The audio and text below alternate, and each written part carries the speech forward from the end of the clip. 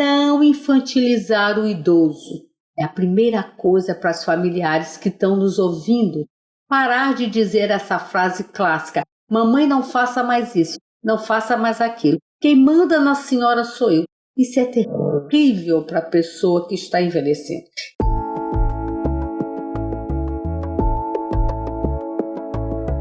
Olá, sejam bem-vindos e bem-vindas a mais um episódio do podcast O Som da Saúde, um projeto de extensão realizado por alunos e professores da Universidade Federal do Maranhão, a UFMA, com o objetivo de discutir saúde de uma maneira fácil, descontraída e divertida.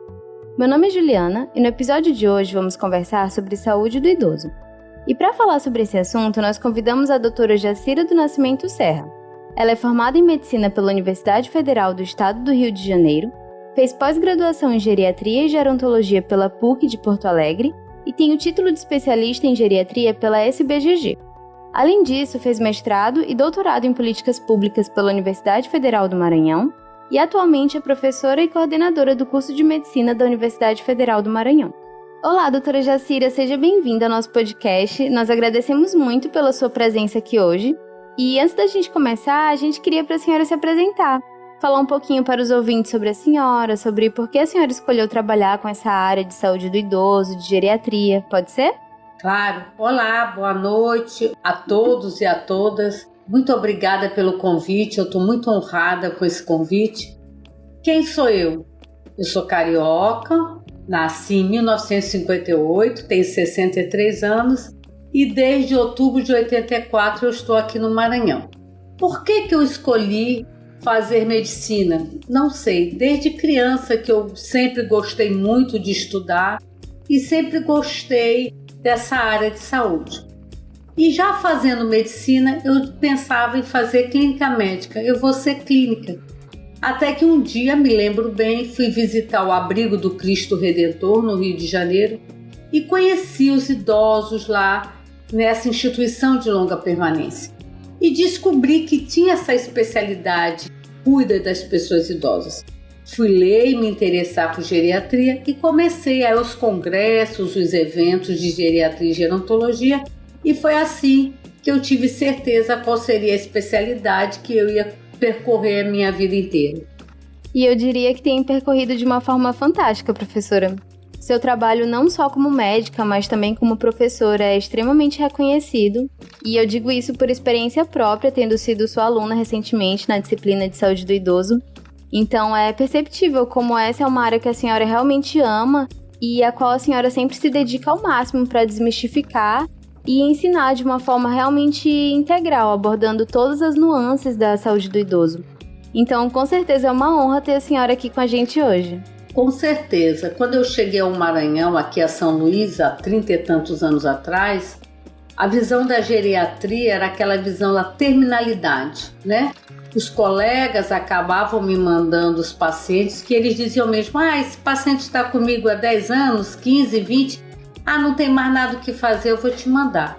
Então a gente já caminhou bastante nesses anos, né? Com a formação dos conselhos dos idosos, do Fórum do Idoso, então da formação de outros geriatras e outros gerontólogos. Então realmente eu me sinto lisonjeada de, primeiro, a cidade ter me acolhido com muito carinho e de segundo, eu ter podido nesses anos todos fomentar na cabeça de geriatras e gerontólogos a importância de estudar o envelhecimento como ciência, né? Sem mitos, sem preconceito e sem empiria. Sim, com certeza. E acho que esse é um dos pontos mais importantes para a gente difundir a respeito da geriatria e da gerontologia, que é que a gente não pode atender nunca com esse viés, com esse pensamento do preconceito. A gente tem que ter a mente o mais aberta possível, né? E, professora, para começar, então, a gente trouxe alguns dados que estimam que quase 29 milhões de pessoas no Brasil, em 2021, apresentem mais de 60 anos. E tal aumento do número de idosos é significativo ao longo dos últimos anos, o que traz, então, à tona a discussão sobre a importância da atenção à saúde dessas pessoas.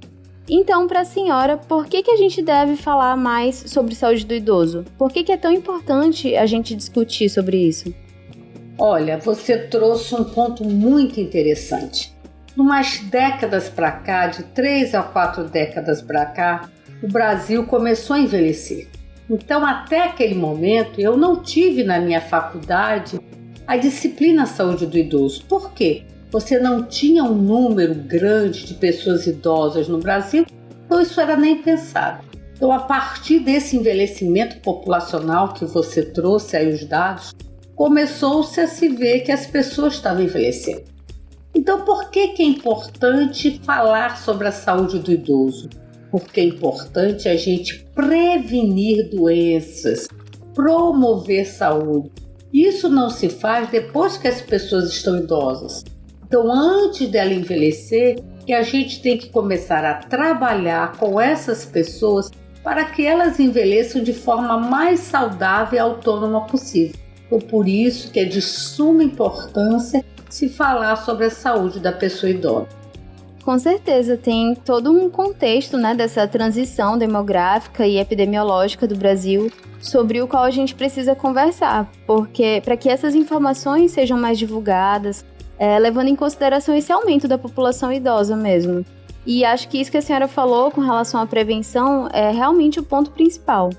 Você tocou em 2 pontos importantes. Na hora que a gente fala que existe um envelhecimento populacional, e você tem um número grande de pessoas idosas, aumenta o número das doenças crônico-degenerativas, ou seja, doenças crônicas. Então, a hipertensão, diabetes, osteoartrose, osteoporose, que são patologias que, se não forem bem conduzidas, você vai envelhecer com sequelas, vai envelhecer com alguma deficiência, com alguma dependência. E aí esse número que tu traz, nós temos 30 milhões de pessoas idosas. A projeção para 2050 é que teremos 64 milhões de pessoas idosas no Brasil. Não vai valer a pena se um número grande dessas pessoas necessitarem de cuidados de terceiros. Então é por isso que é importante a gente atuar antes que esses problemas aconteçam. Sim, com certeza. E a gente sabe que essas condições, esses problemas de saúde são muito diversos, justamente pelo fato de o Brasil ser um país muito vasto, de populações muito heterogêneas. Mas mesmo assim a gente sabe também que existem algumas necessidades em comum. Então, quais que seriam as principais necessidades dos idosos atualmente e como é que a sociedade poderia ajudá-los? Juliana, muito interessante você trazer esse dado. O nosso país é um país continental imenso, Daria vários países europeus dentro do nosso. E ao mesmo tempo você envelhece de forma diferente nas diversas regiões. Região norte de um jeito, nordeste, centro-oeste, sul, sudeste. E mesmo dentro da região, mesmo dentro do município, se envelhecem em formas diferentes. Muito importante que você trouxe esse dado, que você trouxe essa observação. Mas o que toca em todos, seja em qualquer local, são as 2 principais doenças que mais causam mortalidade, ou seja, que mais podem levar à morte e a problemas, a sequelas, que é a hipertensão e diabetes. Então, se a gente tiver um número de pessoas que durante a sua vida tenham a condução correta dessas doenças, nós vamos envelhecer de uma forma mais digna, mais saudável, mais ativa. Porque tem pessoas que descobrem a hipertensão e a diabetes com 20 anos, com 30 anos. Imagina que você vai envelhecer aos 60, aos 70, 80. Você conviveu com essa doença há 40 anos, 50 anos. Então, esses 2 são o traço maior desse envelhecimento. Claro que se a gente for falar do envelhecimento da pele, um estado que pegue mais sol vai ter um envelhecimento maior.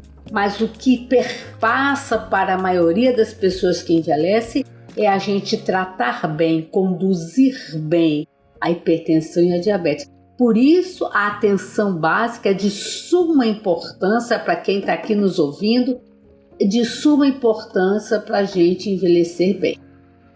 Com certeza, professora, e eu acho interessante que essas doenças, a hipertensão e a diabetes, por exemplo, elas têm muita relação com fatores ambientais, com hábitos de vida. Então, são doenças que a sociedade, as pessoas no geral, podem fazer algo a respeito, porque não é só uma questão de tomar remédios, é uma questão de realmente mudar os hábitos de vida, né? Assim, isso é muito importante, né? Se a gente for estudar antropologicamente as civilizações, você vai ver que essas grandes doenças, hipertensão e diabetes, ela começa a ter um pulo com a mudança da cultura, não é? Então, antigamente, as crianças eram alimentadas exclusivamente no peito. Depois que começou a vir esses leites artificiais, as pessoas eram, aqui principalmente no Brasil, uma cultura exclusivamente de lavoura. Né? Então você tinha a sua comidinha no quintal, a sua galinha no quintal, você matava seu porquinho. E hoje não, é tudo já pré-cozido, industrializado. Então a gente tem um pulo de um outro grande problema que atinge todos nós, a obesidade. A obesidade é um problema sério das sociedades modernas. Então hoje você vê, ninguém espreme mais uma laranjinha lima para o seu neném pequenininho. Você compra o suco de caixinha, né? Você compra as comidinhas já prontas. Então isso tudo realmente vai fazer com cada vez mais patologias que a gente estudava só numa certa idade já começam a aparecer muito cedo. Então isso que tu falaste é primordial. Mudança de hábito de vida. E principalmente para quem está aqui nos ouvindo, não é deixar de comer sal e açúcar só depois que fica hipertenso e diabético, não. E eu sempre ouço muito, todo dia nos pacientes que eu atendo, qual é a vitamina que a senhora vai passar? Eu digo, a melhor vitamina não está na farmácia nem no supermercado. A melhor vitamina está na feira. Fruta, verdura, legumes frescos. Então, primordial o que tu falaste, mudança de hábito de vida. E a gente ter uma vida mais ativa, menos sedentária. As pessoas andavam léguas antigamente. Hoje a gente pega o carro para ir daqui para ali. Não anda esse pedacinho. Então, parabéns, principalmente para quem está nos ouvindo. Mudança de hábito de vida antes de envelhecer, né? Pensando nesse envelhecimento que eu quero ter. Com certeza, como a senhora falou anteriormente, a prevenção é essencial. E a gente realmente se propôs a ter essa vida mais saudável justamente para prevenir que futuramente apareçam esses problemas. Então eu acho que esse realmente é o ponto-chave. Eu falei só de dois, né? Só falei da alimentação e da atividade física. Mas um outro ponto, não fumar. É um outro ponto. Se você quer envelhecer bem, você não pode começar a fumar. E aí a gente ouve muitas pessoas dizer, quem fuma morre, quem não fuma também morre. Ninguém está falando de morte, nós estamos falando de envelhecimento. Né? Nós estamos falando de sobrevida e de que forma tu vai sobreviver. Então são vários pontos que realmente são mudanças de hábito de vida. Claro que alguém que está nos ouvindo aqui pode dizer, mas na minha família tem uma doença mais característica.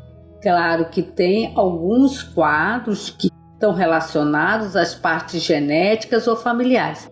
Mas o grande problema realmente de que envelhecimento eu vou ter está muito ligado a fatores ambientais, a nossa mudança de hábito de vida mesmo.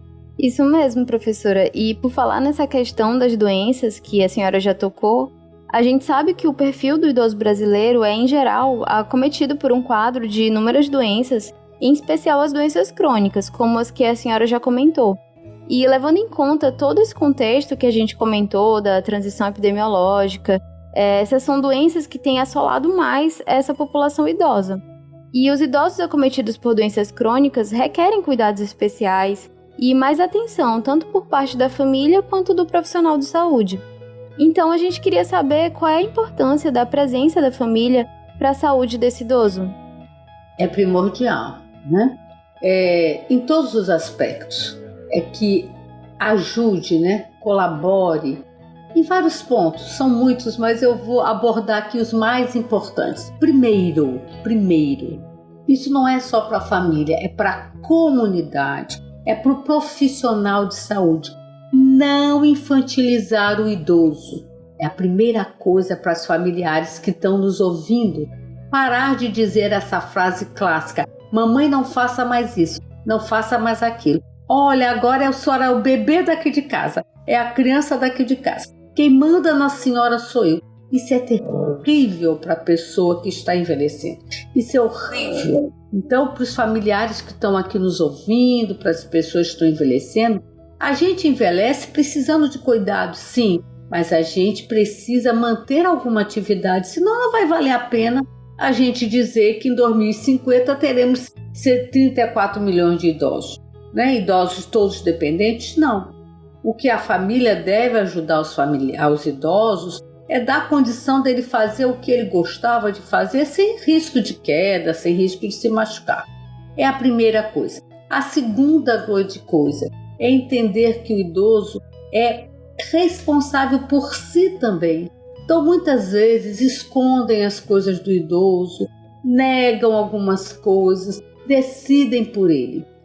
A terceira coisa muito importante, o idoso sente muita falta dos familiares. Agora, com essa pandemia, que muitos idosos ficaram isolados em casa, que saudade! Então mesmo, eu sei que todo mundo corre, a gente trabalha demais, mas não custa dar um telefonema. Papai, o senhor está bem? Mamãe, o senhor está bem? Como é que foi essa semana? Olha, esse domingo eu não vou poder ir aí, mas está tudo bem com vocês? Estão precisando de alguma coisa? Está precisando que eu compre? Para pai, para mãe, para avô, para avó, apenas essa ligação já ajuda muito.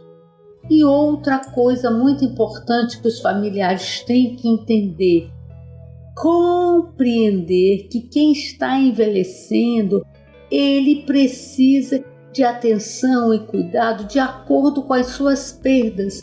Então, se ele está perdendo a audição, não precisa gritar com ele, eles ficam zangados. Fale perto, abra bem a boca, feche. Se ele está perdendo um pouquinho a visão, não mude as coisas de lugar da casa, que ele sabe se mover. Então a família é primordial. E a gente não pode falar só do lúdico. A minha área de pesquisa é a violência contra a pessoa idosa. E, infelizmente, o local que o idoso mais sofre violência é na família. Então a família tem que compreender também, ter cuidado com algumas coisas que você fala, que aí você às vezes nem percebe que você está fazendo a violência psicológica, como às vezes alguns idosos me dizem assim, eu digo, o senhor está bebendo pouca água, é para eu ir pouco ao banheiro, mas o que é isso, o senhor tem que ir ao banheiro? Não, porque cada vez que eu peço para minha neta levar ao banheiro, ela disse, de novo! Então às vezes essas palavras magoa o idoso, maltrata. Então a família tem que ser a grande parceira. Aliás, ela é a grande parceira nesse atendimento com as pessoas idosas. Sim, é essencial que a família tenha noção dessa importância que ela tem na vida da pessoa idosa e que procure realmente ter esse tato de encontrar o equilíbrio entre estar à disposição, mas sem infantilizar o idoso, como a senhora falou. E destacando também essa questão da violência contra a pessoa idosa, que a violência não é apenas física. Existe também a violência psicológica, assim como uma série de outros tipos de violência. Então a gente precisa estar atento às coisas que a gente fala, à forma como a gente age, para que a gente consiga demonstrar esse apoio ao idoso da melhor forma possível. Corretamente. Né? E às vezes, foi a violência que eu trabalhei no meu mestrado, a violência simbólica, é aquela que às vezes a pessoa nem percebe que está fazendo, não é? Então, a gente tem que estar sempre, se você vai com seus familiares na consulta, com seu médico que acompanha seu pai, sua mãe, seu avô, sua avó, pergunte como será a melhor forma de eu conduzir, até na alimentação. Muitos familiares acham que comida de velho é papa. Então, uma papa de manhã, uma de tarde, uma de noite. Quando eu falo, olha, tem que variar. Não, de manhã eu dou de aveia, na hora do almoço de farinha láctea, de noite de tapioca. Não é isso. O idoso precisa da fruta, da verdura, da carne, da galinha, do peixe, do ovo. Então, às vezes, nós, profissionais de saúde, precisamos também orientar esses familiares. Às vezes, coitado, eles fazem uma violência pela falta da informação. Então, agora, para os estudantes que estão nos escutando, faz parte também de nós orientar essa família, porque às vezes eles erram por achando que está fazendo certo. né? Às vezes eu digo, é o erro por amor em excesso. Ai, não quero mais deixar minha mãe fazer nada. Eu digo, deixe fazer, para ela não cair. Então, às vezes, as violências acontecem também pela falta da instrução, da informação, da orientação, que parte de nós, profissionais de saúde. Sim, professora, e muito interessante a senhora falar sobre esses erros que podem ser cometidos não por maldade, mas pela falta de informação. Porque é justamente por isso que eu acho tão importante a gente divulgar esse tipo de conteúdo, seja durante a consulta médica ou por outros meios, como aqui no podcast, justamente para evitar que esses erros por falta de informação aconteçam. Às vezes eu até digo que é por amor demais, né? Sim, verdade. Eu sempre brinco que o amor demais às vezes estraga, né? Um pai e mãe que não sabe dizer não para a criança vai se transformar num adolescente problemático, né? Quem é que não gosta, né, Juju, de um ciúmezinho do namorado da gente? Mas se for um namorado ciumento demais, já vai dar problema, né? Então, tudo que é em excesso também atrapalha. Então, às vezes, a gente... Não, ai, mamãe não faz isso, não faz aquilo. Ai, eu sei. Não deixar também ela fazer. Imagina uma senhora que a vida inteira comandou a cozinha, né? A vida inteira. Como no outro dia uma me disse ao consultório, olha, eu quero morrer. Eu digo, senhora, não faça isso. A minha filha gosta mais da empregada do que de mim. Senhora, não diga isso. Não, se eu vou lá na cozinha dar um palpite, ela, sai daí, mamãe, sai daí, senão a empregada vai embora. Então, uma fala dessa da filha, olha que dá na cabeça da idosa, que ela gosta mais da empregada do que ela.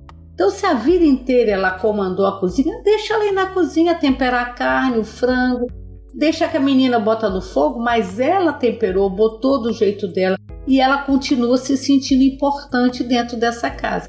Então, são essas pequenas coisas que a gente pode fazer e estimular o idoso ele se sentir ainda útil, ativo e participativo dentro da família. Com certeza, são pequenas coisas que fazem toda a diferença, né? E como a senhora mesmo falou, a gente sabe que o idoso, ele é responsável por si. Mas apesar disso, o que a gente tem atualmente é que é muito comum associar o processo de envelhecimento com a perda gradativa da independência do indivíduo. Mas a gente sabe como esse estigma tá errado, tá enganado. Então, como é que a gente pode garantir que o idoso tenha sua autonomia e, consequentemente, tenha uma vida mais saudável? Justamente, a primeira coisa é a gente trabalhar isso aí, como eu disse, desde o início, a gente trabalhar para envelhecer de forma sadia, autônoma, né? A gente tem que começar a pensar que envelhecimento eu quero para mim, né? Que forma eu quero envelhecer. Então, a primeira coisa, já disse, hipertensão, a diabetes. Evitar que eu tenha um AVC, uma trombose, um derrame, porque depois tratar essa deficiência já é ruim, não é? A segunda coisa importante agora para os idosos que estão nos ouvindo, né? Eu disse que o idoso tem que ser ativo, tem que ser independente, mas tenham cuidado também, vamos fazer o que dá para a gente fazer. Então eu digo sempre, olha, as coisas que guardam na casa do idoso tem que estar na altura do olho, nem acima, nem abaixo. Nem para você tem que subir em banquinhos para pegar lá em cima, nem ficar muito tempo com a cabeça abaixada que pode ficar tonto. Então isso também é importante para os idosos que estão nos ouvindo, porque eles esperam o filho ou a filha sair, sobe no banquinho, vai pegar o negócio lá em cima, cai. Então se nós estamos falando de autonomia e independência, uma das piores é a queda. Quem vem a fratura, você vai dar precisando do outro, né? E aí uma coisa importante que você falou desde o início, não é? Se você vai ter um número grande de pessoas idosas e você tem um número grande de pessoas com dependência, você vai ter um número grande de pessoas precisando de cuidadores, de pessoas para cuidar. E a família hoje, com todo mundo trabalhando, aquela característica que a mulher era cuidadora, hoje quase todas nós estamos fora de casa trabalhando. Então você vai precisar de um cuidador fora da família, que é caro, é dispendioso. Então, envelhecer de forma mal sucedida, que é como a Organização Mundial de Saúde chama, é ruim para a pessoa que está envelhecendo, no familiar e para a sociedade. Nós não vamos ter um número grande de cuidadores se a gente tiver um número grande de pessoas com alguma deficiência, com alguma dependência. Sim, e aí a gente chega de novo àquela questão que a gente já falou da prevenção, né? Porque as doenças que a gente já comentou podem causar muitas complicações que vão levar a essa perda de autonomia, que vai realmente aumentar a dependência da pessoa idosa, e isso pode ser muito, muito ruim para o próprio idoso, como a senhora falou. Então, os idosos, eles precisam ter esse equilíbrio para que eles consigam fazer suas coisas, ter sua autonomia de conseguir fazer suas coisas com independência, mas sabendo que existem certos limites, que existem certas coisas que é melhor deixar para outra pessoa ajudar, né? Verdade. E essa dependência, às vezes, é uma dependência que as pessoas nem percebem, né? A incontinência urinária. Quer dizer, você, de repente, necessitar usar fralda. Às vezes, o filho ou o cuidador acha que é uma coisa tão simples, mas na cabeça do idoso não é. Uma das pacientes que eu atendi hoje, muito deprimida, e ela disse: em que eu me tornei? Estou usando fralda e vim para o consultório de chinelo. Quem eu era? Olha aí que frase espetacular. Então, às vezes, a família não se percebe quanto aquilo está diminuindo a qualidade de vida daquela pessoa. E eu disse: por que a senhora não veio com seu sapato? Aí ela disse: me trouxeram assim. Quer dizer, às vezes a gente pensa num conforto, e o filho muito cuidadoso disse: era para ela não machucar o pé. Mas ela se sentiu mal. Uma senhora que trabalhou como professora sabe que a gente não vai de chinelo para um consultório, mas às vezes a gente nem percebe isso, não é? Então, esses cuidados no dia a dia que a gente tem que entender para quem trabalha com idoso, para quem... Porque às vezes eu ouço muito o filho dizer, ou a filha, ou quem cuida: isso é bobagem, mamãe, isso é besteira. Não, não é bobagem, não é besteira. A gente tem que entender, a gente tem que compreender e se colocar no lugar do outro, né? Como que é isso? Como que é ser assim? E por isso a gente tem que lutar, todos nós. Eu já com 63, vocês bem novinhos, mas começar a pensar: que envelhecimento eu quero para mim? O que eu já posso fazer hoje para eu envelhecer de uma forma mais ativa? Isso é um pensamento que todos nós temos que ter. Isso, professora, e a gente pensar no envelhecimento que a gente quer ter e pensar sempre procurando se colocar no lugar do outro. Eu acho que isso é essencial. E como a senhora estava falando já dessa questão de qualidade de vida, a gente trouxe também que um aspecto muito importante nesse contexto de qualidade de vida e de saúde do idoso é o humor, porque é uma função essencial para a preservação da autonomia e para a realização das atividades do dia a dia. Mas esse é um aspecto que, infelizmente, pode ser prejudicado pelo surgimento da depressão. E a presença de sintomas depressivos em idosos é frequente, variando de 8% a 16%. Mas, muitas vezes, ela é negligenciada e pouco se fala a respeito disso. E é importante destacar que a depressão não é uma consequência natural do envelhecimento, e ela está entre as 3 principais causas de incapacidade no mundo moderno. Então ela é considerada uma epidemia silenciosa, justamente porque muitas vezes passa despercebida. Então, como é que o próprio idoso ou uma pessoa que convive com ele pode identificar esses sintomas depressivos e o que fazer nessas situações?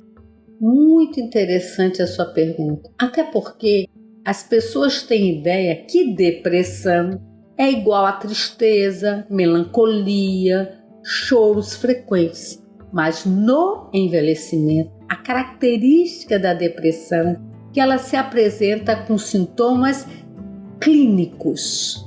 Então, uma dor de estômago que não melhora. Quando chega no meu consultório com 5 endoscopias, com 2 colonoscopias, com 10 ultrassons, então aquele paciente já rodou em tudo que é médico e ninguém descobre a dor no estômago. Um paciente que já foi a não sei quantos dermatologistas com uma coceira que não passa.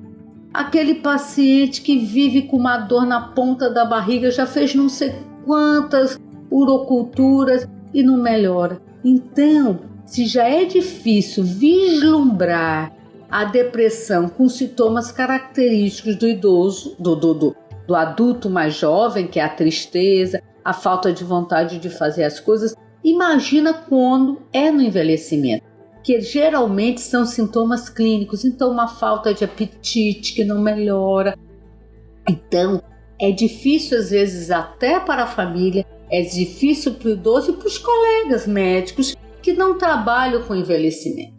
Então, quando a gente faz o diagnóstico da depressão, que a gente explica que a gente começa o tratamento, esses quadros vão melhorando, né? E como você disse muito bem, um paciente deprimido vai vir as outras consequências, porque ele às vezes não bebe água, ele não se alimenta, ele não toma banho, não quer trocar de roupa, não fala com ninguém, não quer sair de casa. Então, se você negligenciar o tratamento da depressão, né? Ou, por exemplo, hoje eu fechei o diagnóstico de um e eu disse ao filho, ele disse, mas eu não quero que minha mãe tome remédio controlado, então eu vou dar um chazinho. É o outro grande problema, nós temos um número grande de pessoas idosas sem o diagnóstico de depressão e tem um número maior ainda de pessoas sendo tratadas de forma errônea. Então, se você fechou o diagnóstico, você tem que tratar. É uma receita controlada, é um remédio controlado, para ninguém chegar na farmácia e comprar. Mas o médico sabe usar a droga, sabe manejar direitinho. Então, é muito importante para quem não está ouvindo que é uma patologia frequente, muito frequente, e que nem sempre é com aqueles sintomas que as pessoas têm na cabeça, que é depressão. Por isso que quando às vezes a gente fecha o diagnóstico, é interessante que às vezes o idoso diz assim, eu não tenho essa doença não, eu não vivo triste. Então é muito interessante a gente compreender isso, que a depressão é muito frequente no idoso, e lembrando que nós estamos no Setembro Amarelo, que também existe o suicídio na pessoa idosa, que é um mito maior ainda, que não é falado, que não é conversado, que não é questionado, não é? Então, mais um motivo para a gente saber fechar bem o diagnóstico, tratar e conduzir um paciente idoso depressivo. Com certeza, professora. E é muito importante a gente alertar sobre isso justamente por essa questão de ser uma epidemia silenciosa. E como a senhora falou, precisa ser diagnosticada e tratada corretamente. E eu achei interessante a senhora falar sobre isso com relação ao tratamento, porque na saúde do idoso é como se a gente vivesse um 8 ou 80, né, com relação a tratamentos medicamentosos. Porque muitas vezes acontece, como a senhora falou, de ser diagnosticado, mas a pessoa não aderir ao tratamento, enquanto outras vezes acontece o contrário, de ter um uso exagerado de remédios que algumas vezes são até desnecessários. E a gente conversou muito sobre isso na nossa disciplina de saúde do idoso, sobre essa questão da polifarmácia, desse uso exagerado de remédios no tratamento do idoso. Hoje, a última paciente que eu atendi, antes de eu me sentar aqui para conversar com vocês, 93 anos, a família levou os remédios dela numa caixa de sapato, de tantos remédios. Eu fui colocando num saco, esse não precisa, no final entreguei só 2 caixas. Ela vai ficar só com esses 2. Mas eu fui explicando por que não de tanto remédio, né? Uma pessoa de 91 anos, com já várias sequelas, né? Hipertensão, diabetes, osteoartrose, osteoporose, e usando medicações sem indicações, né? Então, para quem está nos ouvindo, ter esse cuidado de não se automedicar, de não usar o remédio porque a vizinha está usando, porque um amigo está usando, porque alguém indicou.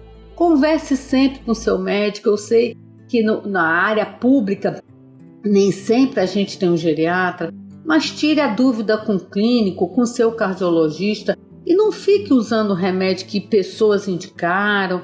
Por exemplo, hoje eu soube, né?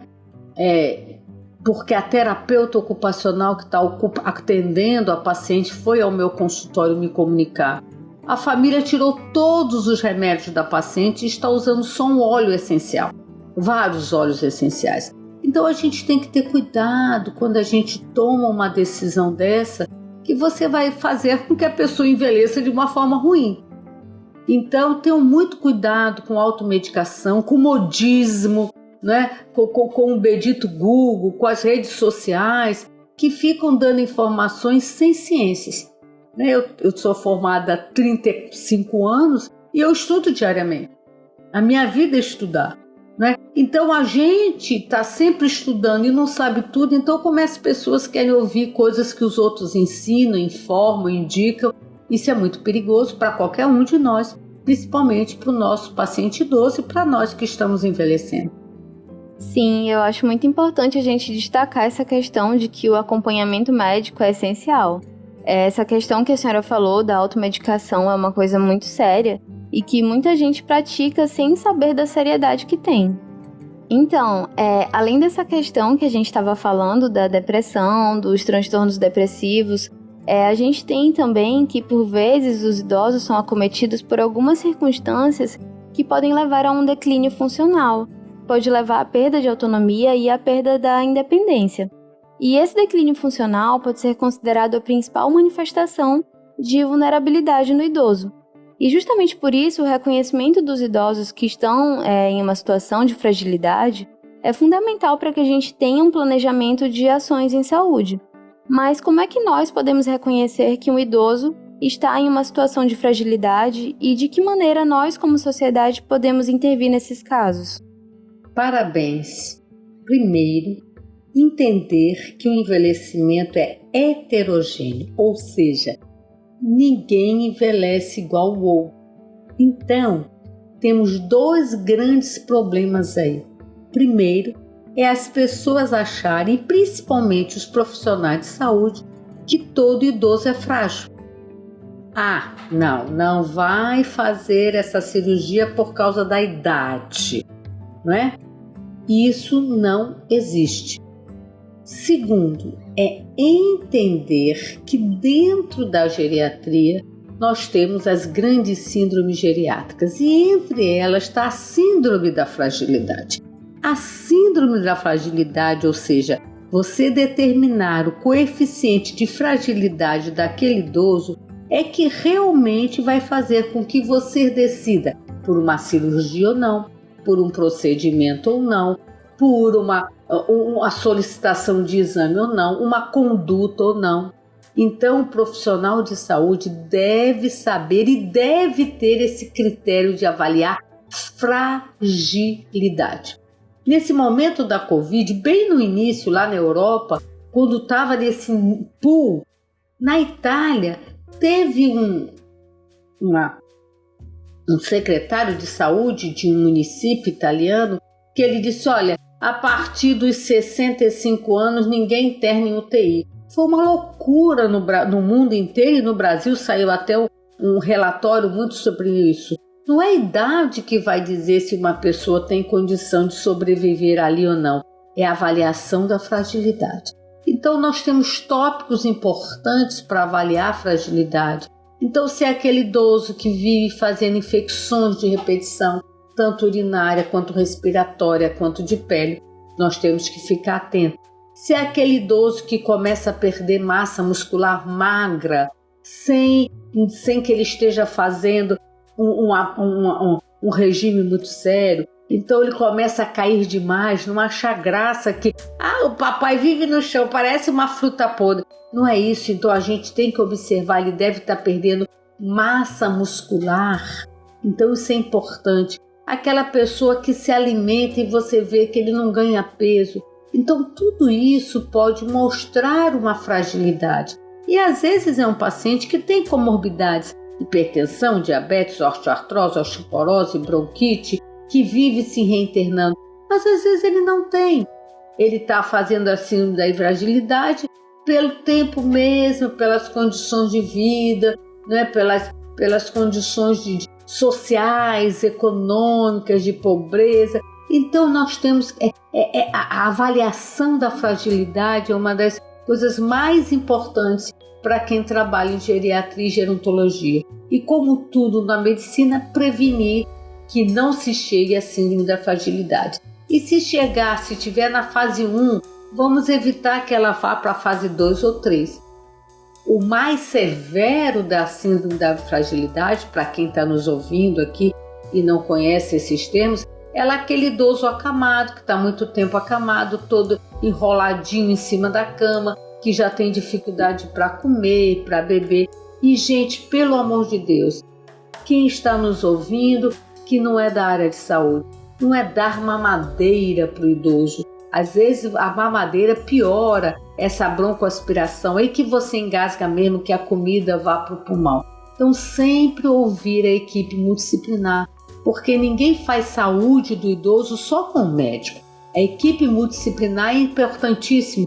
Enfermeiro, farmacêutico, fisioterapeuta, o fonoaudiólogo, o terapeuta ocupacional, o psicólogo, o profissional de educação física. Então, essa equipe que a gente chama de equipe gerontológica é primordial, principalmente na fragilidade.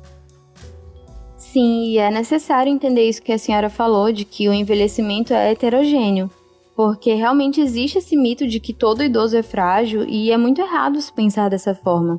E a gente sabe que tem muito idoso por aí que tem mais saúde e disposição do que muita gente jovem, né? Você olhando para um Ney Mato Grosso, tu diz que aquele homem tem 80 anos? Nunca na vida.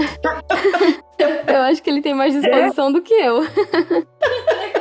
Então a gente tem que parar com esse preconceito, não é? Aquele homem fez 80 anos esse ano, né?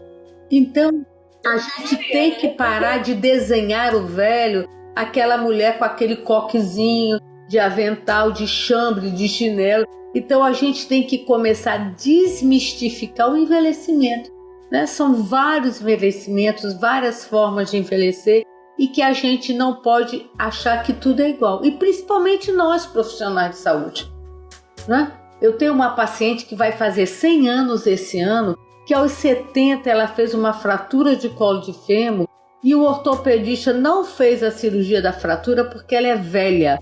E essa velha está vivendo mais 30 anos em cima de uma cama, com uma qualidade de vida horrível, porque aos 70 não operaram porque ela era muito velha. Então nós, profissionais da saúde, precisamos também desmistificar o que é envelhecimento e avaliar essa pessoa como você avalia uma criança, um adolescente ou adulto, vendo riscos e benefícios do ato cirúrgico. E não simplesmente dizer, nessa idade eu não operava. Então a gente tem que parar com esses mitos e preconceitos. Sim, com certeza. E acho que esse é um ponto essencial dessa conversa que a gente teve hoje. E essa foi nossa última pergunta, professora. Então, finalizar com esse ensinamento, com essas palavras de que é necessário desmistificar o envelhecimento é perfeito. A senhora ensinou aqui pra gente hoje como é importante a gente ver o idoso como uma pessoa independente, que tem seus gostos, que tem suas vontades e que preservar a autonomia dessa pessoa é essencial para um envelhecimento saudável. E aí eu trago Ney Mato Grosso de novo, né? Na hora que a repórter, uma entrevista com 80 anos, ela valorizando, ela vai com uma pergunta preconceituosa. Ela vai para ele e pergunta assim, tu pensou que tu ia envelhecer assim, com os 80 desse jeito? Ele, pensei o quê? Assim como? O que está acontecendo? Eu vivi e sobrevivi. A resposta dele jogou o preconceito dela fora. É dizer, ela traz ali a fala de estar entrevistando um homem de 80, lúcido, orientado, ativo, mas faz uma pergunta preconceituosa. Então nós precisamos parar com isso. E do mesmo jeito que se preconceitua o negro, que é que por negro valer alguma coisa ele tem que ter uma coisa branca, é um negro, mas de alma branca. A mesma coisa se faz com o velho. Eu sou um velho, mas em minha alma é de jovem. Parar com isso. A gente não tem que valer alguma coisa para ser velho, tem que ter alguma coisa de jovem. Eu sou um velho, sim, lúcido, orientado, ativo, trabalho, dirijo meu carro, eu vou ao supermercado, eu faço minha comida. É isso que tem que importar. Então, quando a sociedade conseguir dizer esta frase, eu sou velho sim com orgulho, mas sou um velho que faço as minhas atividades, que eu tenho autonomia e independência, a gente vai estar envelhecendo sem mito e preconceito. Com certeza, professora, muito verdadeiro isso que a senhora falou. Então, mais uma vez, professora Jacira, queria agradecer. Muito, muito obrigada pelas suas palavras, por compartilhar seus ensinamentos com a gente aqui hoje. Foi realmente uma honra ter a senhora aqui com a gente e espero que a senhora tenha gostado de participar. E se quiser deixar mais uma mensagem, mais uma palavrinha, pode ficar à vontade. Eu que gostei demais, né? Essa primeira experiência, né? Esse envelhecimento para mim com as mídias, com as mudanças está sendo bom, porque eu estou aprendendo também, não é? E o importante é isso, para quem está nos ouvindo. Nunca é tarde para aprender. Não deixem dizer para você que você é velho demais, que isso não é para você, que essa roupa não é para velho. Vamos parar com isso. Vamos envelhecer sim. Olha a primeira pergunta. Envelhecer de forma ativa, de forma autônoma. Isso que importa. E o resto é sorrir, ficar alegre, acreditar em Deus, se alimentar bem, ter uma atividade física e uma atividade mental. Muito, muito obrigado pelo convite. Que linda, professora! Muito obrigada também. Foi maravilhosa essa conversa. Então, é isso, pessoal. Para você que está nos escutando, em caso de dúvidas ou sugestões, entre em contato conosco através do nosso e-mail, osomdasaude@gmail.com, e não esqueça de nos acompanhar no Instagram, @osomdasaúde. Tchauzinho e até o próximo episódio.